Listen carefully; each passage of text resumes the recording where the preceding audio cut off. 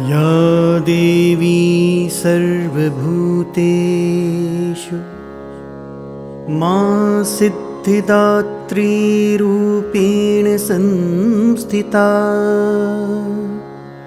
नमस्तस्यै नमस्तस्यै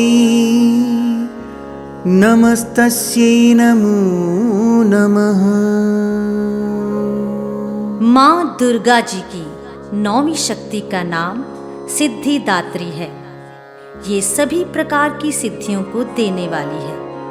नवरात्रि पूजन के 9वें दिन इनकी उपासना की जाती है।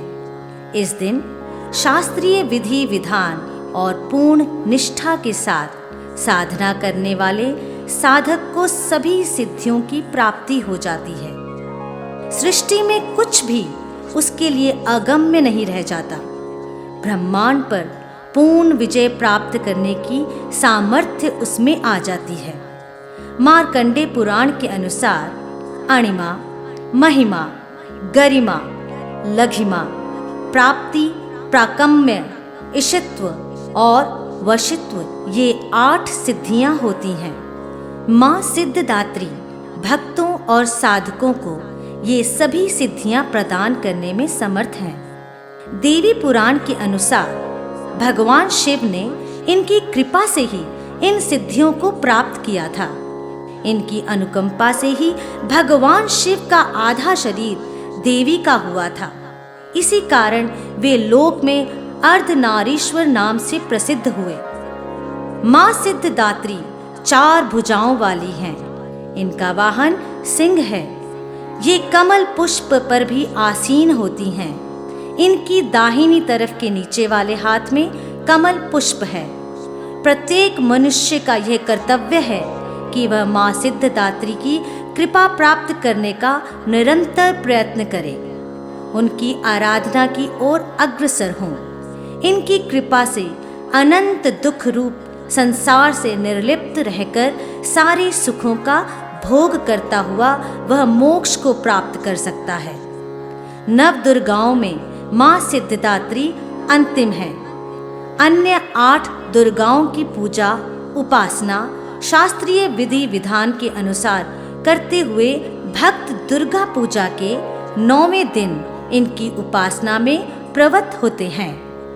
इन सिद्धिदात्री माँ की उपासना पूर्ण कर लेने के बाद भक्तों और साधकों की लौकिक पारलौकिक सभी प्रकार की कामनाओं की पूर्ति हो जाती है। सिद्धिदात्री माँ के कृपा पात्र भक्त के भीतर कोई ऐसी कामना शेष बचती ही नहीं है जिसे वह पूर्ण करना चाहे। वह सभी सांसारिक इच्छाओं, आवश्यकताओं और स्पृहाओं से ऊपर उठकर मानसिक रूप से माँ भगवती के दिव्य लोकों में विचरण करता हुआ उनके कृपा रस पीयूष का निरंतर पान करता हुआ विषय भोग शून्य हो जाता है। माँ भगवती का परम सानिध्य ही उसका सर्वस्व हो जाता है।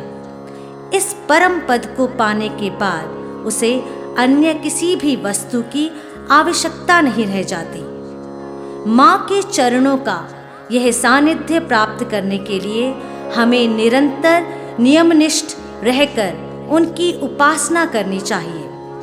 माँ भगवती का स्मरण, ध्यान, पूजन हमें इस संसार की असारता को बोध कराते हुए वास्तविक परम शांतिदायक अमृत पद की ओर ले जाने वाला है। प्रत्येक सर्वसाधारण के लिए आराधना योग्य ये श्लोक सरल और स्पष्ट है। माँ जगदम्बे की भक्ति पाने के लिए इसे कंठस्थ कर नवरात्रि में 9वें दिन इसका जाप करना चाहिए। या देवी सर्वभूतेषु माँ सिद्धिदात्री रूपेण संस्थिता। नमस्तस्यै नमस्तस्यै नमस्तस्यै नमो नमः। या देवी सर्वभूतेषु मां सिद्धिदात्री रूपेण संस्थिता। नमस्तस्यै नमस्तस्यै नमस्तस्यै नमो नमः। हे माँ, सर्वत्र विराजमान और माँ सिद्धिदात्री के रूप में प्रसिद्ध अम्बे, आपको मेरा बार बार प्रणाम है, या मैं आपको बारंबार प्रणाम करता हूँ। हे माँ, मुझे अपनी कृपा का पात्र बनाओ। जय माँ सिद्धिदात्री।